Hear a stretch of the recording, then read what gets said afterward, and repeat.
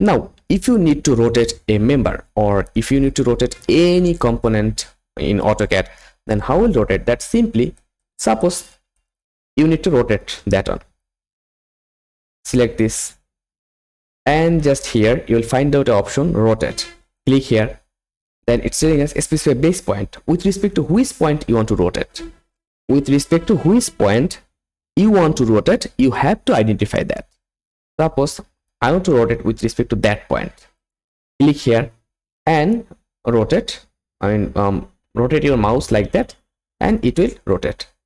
But if you need to rotate for a certain degree, for perpendicularly, then simply click here for ortho. Now here, or move here, or move here. So if you move your mouse here and click here, just see, you will see that component have been rotated. Otherwise, simply click arrow, and you will see the rotate command are available here. Then enter and select the object which one you want to rotate, and then enter.